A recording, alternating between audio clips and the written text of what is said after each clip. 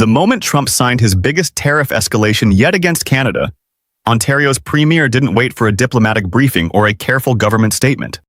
Doug Ford went straight to social media and said it in 11 words. If these tariffs proceed, Canada should respond tariff for tariff, dollar for dollar. No hedging, no polite diplomatic language, just a direct challenge back at the White House within hours of the announcement. And this wasn't some one-off outburst either. Ford has already ripped up a $100 million deal with Elon Musk's Starlink, threatened to cut electricity to millions of Americans, and told CBS News on camera that Trump is the one hurting his own country.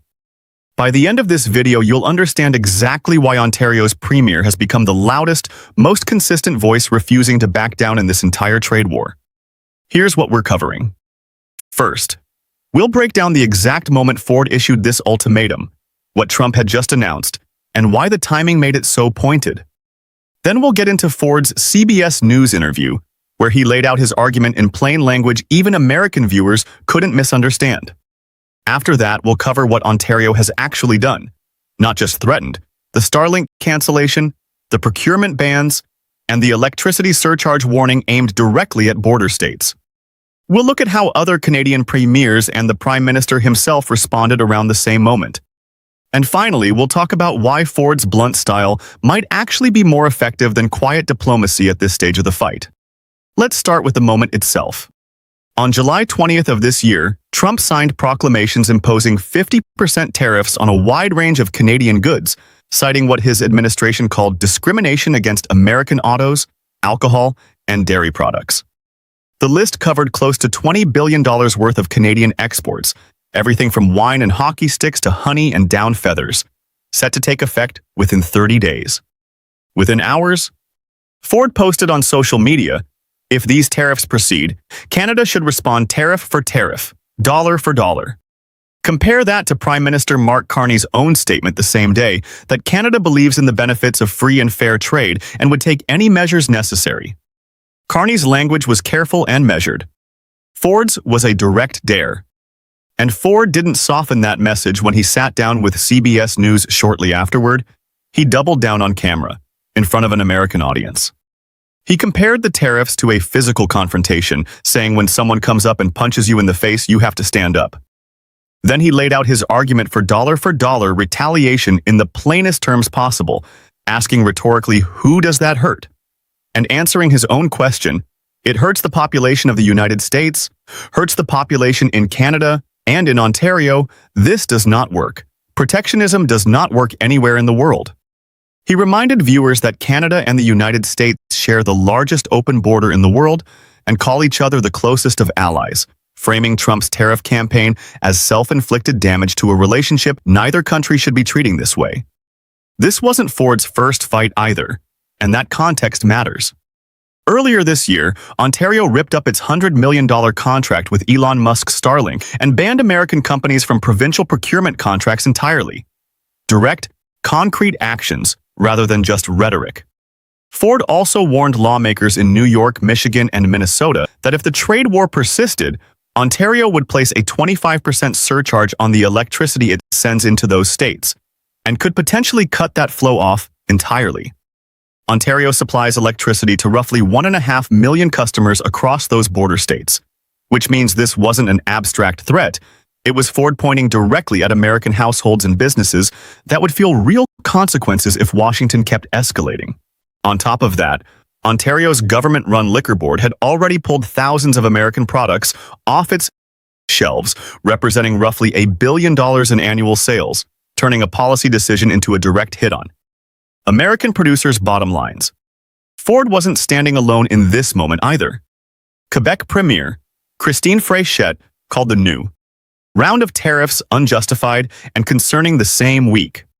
Ontario went a step further as a province, rescinding its invitation to American officials for the long-awaited opening of the Gordie Howe Bridge, connecting Windsor to Detroit, a genuinely symbolic snub given that Canada paid for the entire bridge itself. Even industries directly affected by the American side of this fight pushed back, the distilled spirits.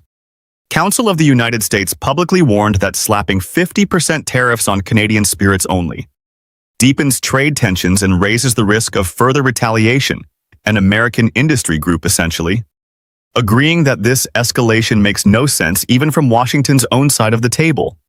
So why does Ford's specific brand of bluntness matter here, beyond just being good television? Diplomatic language has its place, and Carney's more measured approach keeps formal negotiating channels open, which matters for reaching an actual deal. But Ford's willingness to say exactly what a lot of Canadians are thinking in plain English directly to an American audience through outlets like CBS. Does something quieter diplomacy can't? It makes clear to voters and businesses on both sides of the border that this fight has a real human cost, framed in language anyone can understand instantly. When you can turn a complicated trade dispute into a single sentence, dollar for dollar, tariff for tariff, and follow it up with concrete actions like ripping up contracts and threatening electricity surcharges. You're not just posturing, you're demonstrating that Canada has options and isn't afraid to use them. To be fair, this approach carries real risk too. Escalating rhetoric can make it harder to de-escalate quickly if both sides need room to compromise, and threats like electricity surcharges, if actually carried out, would hurt Canadian utilities and cross-border relationships that took decades to build. Nobody serious in Ontario is pretending a full trade war is free for Canadians either. But Ford's approach hasn't just been words. From Starlink to procurement bans to the LCBO shelf pulls, Ontario has consistently followed through on what it threatens, which is exactly why Washington should be taking his dollar-for-dollar line seriously rather than dismissing it as just another social media post. So that's the full picture. A premier who skipped the careful diplomatic script and told Washington, in plain language, that Canada is done absorbing hits without hitting back. There's a bigger pattern worth noticing here, too. Ford's threats keep landing specifically on things Americans can't easily replace.